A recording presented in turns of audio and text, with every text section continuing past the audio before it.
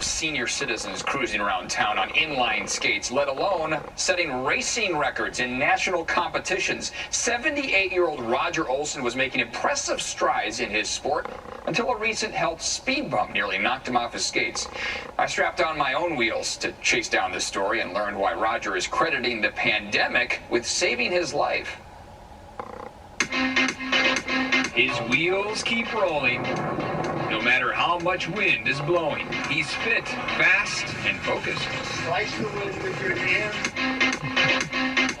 You may have seen Roger Olson or been passed by him as he's cruising through San Diego's beach areas on his fancy inline skates. I've been racing competitively now for over probably 23 years at a very high level. At 78 years old, Roger's stride, like his outlook on life, is perfect. I have good days, and then I have great days. That's about my life. Roger holds 5 racing records. He and his wife now live in an RV so they can travel to all of his inline skating competitions. When I go to the races, I'm home for second place. So how does this muscular senior keep his bearings straight? I just had to know if I could keep up to find out. Look, I'm no inline skating professional like Roger is, but I can hold my own, so I brought my rollerblades from the early 90s here. Maybe I can get some tips from Roger. You ready to go, Roger? Well, if you're ready to get your heart rate up a notch or two, we can do it. All right, let's do it. All right, here we go.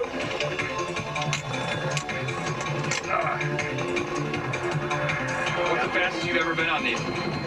On the flat, I can still crank it up to 30 miles an hour in a sprint. At 30 miles per hour, the wipeouts happen, and they hurt. Well, I've wiped out many times. Road rash, I have an aloe plant that we keep with us at all times. But after a big race in Minnesota a few years ago, it was no wipeout that put the brakes on Roger's racing. He had a heart attack. The quadruple bypass surgery knocked him off his skates for 4 months.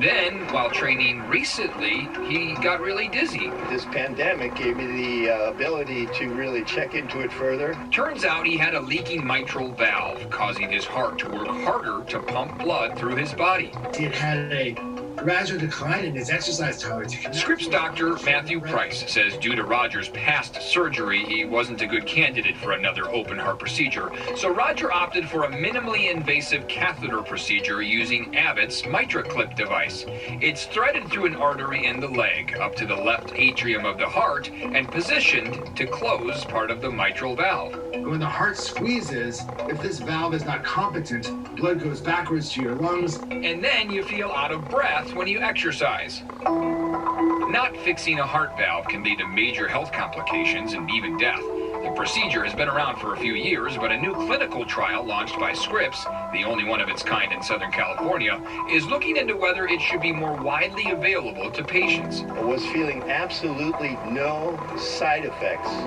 from their procedure. This time, it didn't take months to recover. Roger was back on his skates 2 days after surgery. You gotta look into this because this is incredible stuff. Incredible technology helping Roger keep that incredible stride, which doesn't go unnoticed around San Diego. Girls and yelling at my legs. Oh, Roger! You're coming up. Wow! Look at those legs! You are? You're in shape, man! Wow! As tough as those legs are to keep up with, I was able to skate with him long enough to ask one final question. How's your ticker now? Oh, it's fabulous. It is back to normal. I just got to do the training.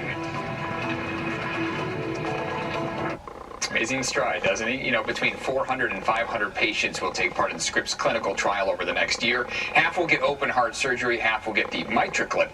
Dr. Price's hypothesis is that patients will not only feel better after the clip procedure, but get out of the hospital faster.